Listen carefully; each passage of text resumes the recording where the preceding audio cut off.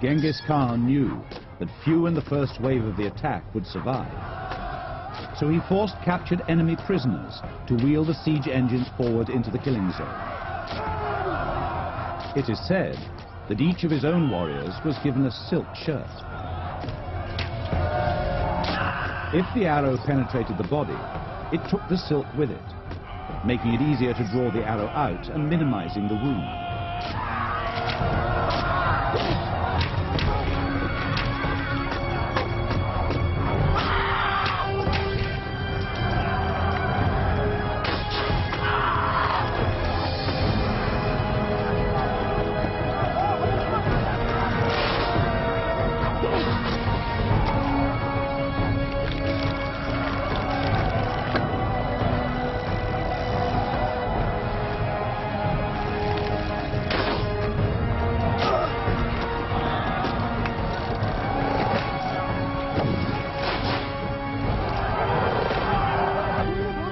But despite the Mongols' attempts to master siege warfare, the Chinese were still much more advanced in their military technology. They responded by filling bombs with crude oil, molten metal, chemicals, and excrement.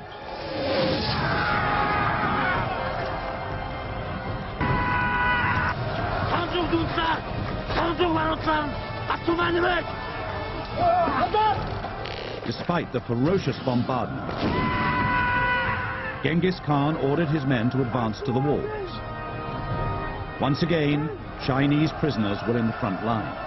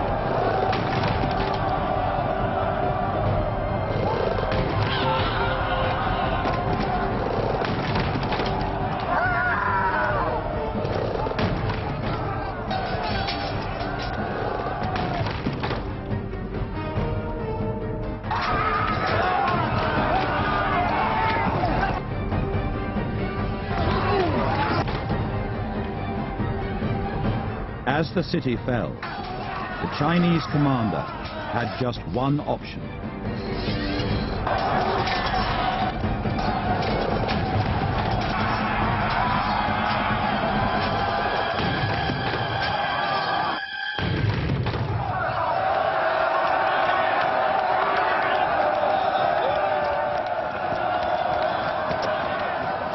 Genghis Khan was so confident of victory that he left his army to capture the city.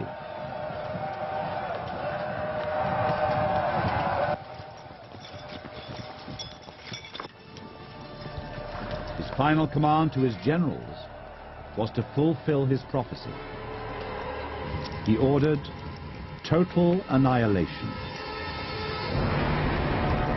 For 1 month, his army plundered, burnt, and raped.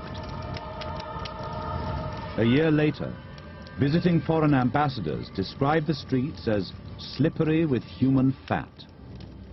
They also recorded that beyond the walls stood an entire mountain of bones. Genghis Khan's fearsome reputation grew from the destruction and carnage he practiced in Beijing. But what he now created at Karakorum in central Mongolia revealed an entirely different nature.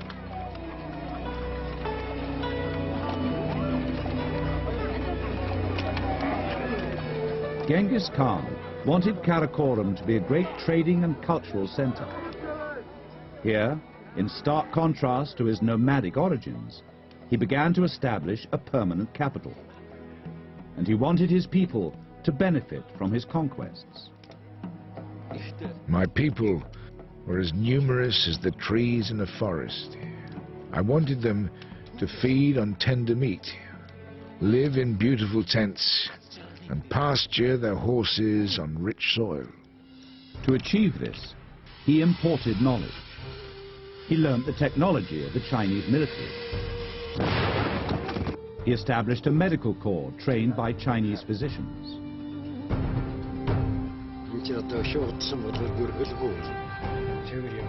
He ordered his followers to create a record of all his rules and all his judgments. It was forbidden for any man to own a Mongol slave. And each tribe was given its own grazing grounds.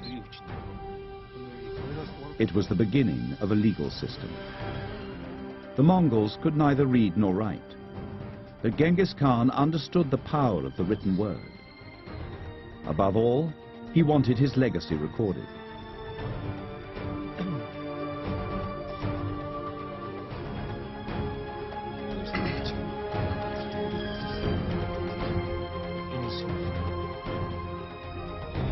He looked to the west to build on his conquests, not through war, but through trade.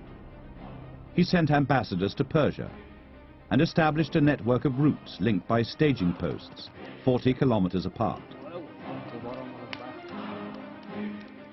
A messenger could travel 200 kilometers in a single day. It was a medieval pony express.